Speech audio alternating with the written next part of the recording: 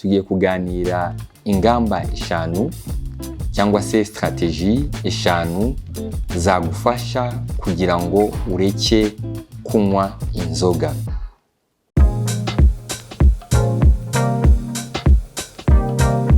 Nongeye kubakira kuri YouTube channel yacu ya Kira Ministries. Nkuko mubizi intego yacu ni imwe ahangaha kuri YouTube channel yacu, kugira ngo tuganire duhane ubumenyi bwadufasha kugira ngo tubeho ubuzima twishimye. Tubaho muri iyi si tugendera mu bintu byinshi bitandukanye dushaka kugira ngo imibereho yacu irusheho kuba myiza. Rero iyi YouTube channel yacu ni kugira ngo ibyo mfite mbisangize wowe, nawe ibyo ufite ubinsangize, kugira ngo twese tubasheho kubaho ubuzima twishimye. Uyu munsi tugiye kuganira ingamba eshanu cyangwa se strategy eshanu zagufasha kugira ngo ureke kunywa inzoga. Iyi si tubayemo uyu munsi, ibipimo bya World Health Organization cyangwa se ikigo mpuzamahanga gishinzwe ubuzima kigaragaza yuko 16% by'abantu batuye isi banywa inzoga ku buryo bukabije. Ikindi, miliyoni 3 ku mwaka zipfa zizira inzoga. Inzoga zifite ingaruka nyinshi mbi ku buzima bw'umuntu, aho ziteza indwara z'umutima, indwara z'umwijima, indwara z'umuvuduko ukabije, tudashyizemo n'ibindi bibazo bisanzwe by'ubuzima bwacu bwa buri munsi. Kuko usanga inzoga ahanini arizo intandaro nyamukuru yo kugira ngo ingo nyinshi zigire ibibazo, yaba ari amadivorce cyangwa se gutandukana kw'abashakanye, yaba ari abana kutumvikana n'ababyeyi babo.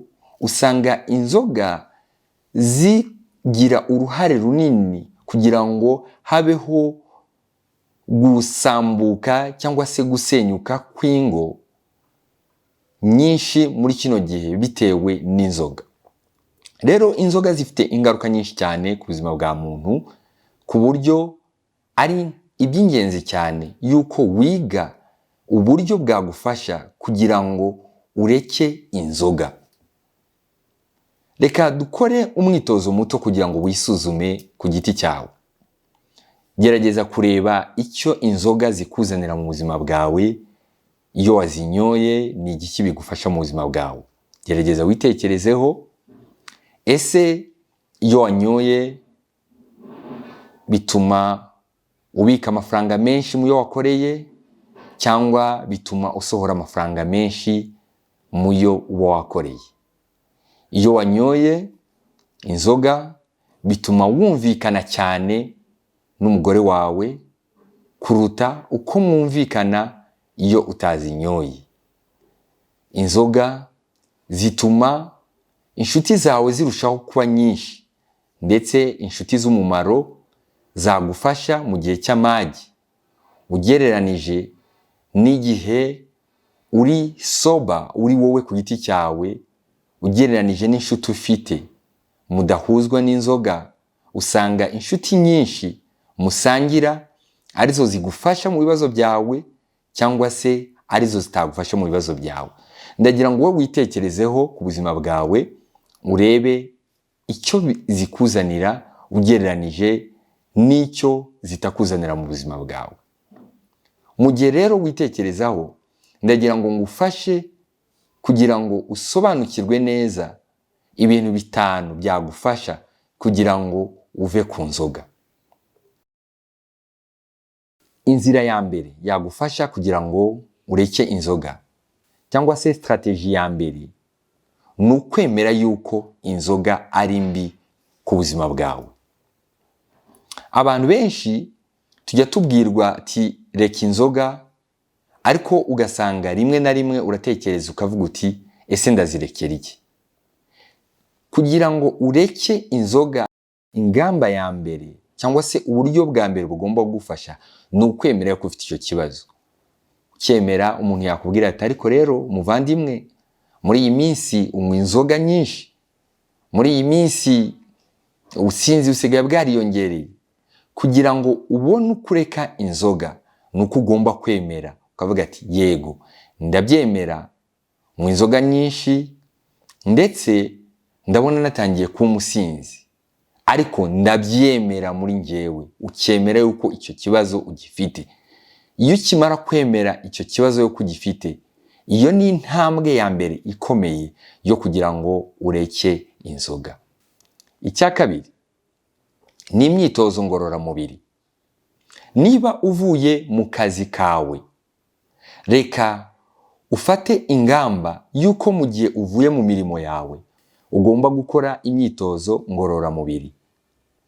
Imyitozo ngororamubiri ituma ya manque cyangwa kwa kubura inzoga kwari mu buzima bwawe, kumwe inzoga zahoraga buri gihe zigusaba ngo ndakeneye yuko unywa, ndakeneye yuko ujya kunywa, bisimburwa na ya myitozo, kuko umubiri wawe utangira gushaka imyitozo ngororamubiri kugira ngo cya kindi kimwe cyatumaga ujya mu kabari nyuma y'amasaha y'akazi gisimburwa n'indi myitozo ngororamubiri. Kuri iki twari tuvuze cy'imyitozo ngororamubiri, harimo noneho no kuba wasimbuza ikindi kintu gihoraho wa mwanya wakoreshaga ugiye kunywa. Ahangaha hariho nko gusoma igitabo, ukaba mu gihe wa mwanya wakoreshaga ugiye kunywa ahubwo usimbuza kuba wasoma igitabo. Ubwo ni uburyo bundi. Ubundi buryo ni ukuba wasimbuza wa mwanya wajyaga kunywamo inzoga, wawusimbuzamo nko kureba filime. Ukafata wa mwanya wawe ukavuga ati igihe najyaga mu kabare, igihe najyaga kureba za nshuti, uyu mwanya ngiye kuwukoresha kugira ngo ndebemo filime. Ibyo ngibyo nabyo iri muri ya ntambwe ya kabiri yo kugira ngo ugire ikindi kintu usimbuza wa mwanya wawe wakoreshaga ugiye kunywa inzoga. Hari n'abandi bantu usanga bakunda gusenga, ugafata wa mwanya wagombaga kuba ugiye mu kabare ugiye kunywa inzoga ukawusimbuza umwanya wo kuba wajya gusenga. Ibyo byose bigufasha kugira ngo wa mwanya wafataga ugiye kunywa inzoga, ugiye kujya muri ubwo buzima wari usanzwe ubamo bwo kunywa inzoga nyinshi, ahubwo ubusimbuza ikindi kintu. Indi ntambwe ya gatatu cyangwa inzira ya gatatu yagufasha kureka inzoga ni ugushaka inshuti nshya, cyangwa se izo nakwita ndetse n'inshuti nziza. Inshuro nyinshi usanga ikintu gituma ujya mu nzoga ari inshuti zawe ziri iruhande rwawe. Ugasanga buri gihe hari umuntu muhamagarana kugira ngo mugende mujye gusangira. Hari akabare runaka, hari hotel runaka, hari restaurant runaka, ugenda ukicaramo, wa muntu akaguhamagara cyangwa ukamuhamagara. Icyo ugomba gukora ni ugusimbuza inshuti wari ufite. Ukavuga ati iriya nshuti yanjyanaga mu nzoga, uriya muvandimwe yanjyanaga mu nzoga, ukamusimbuza undi.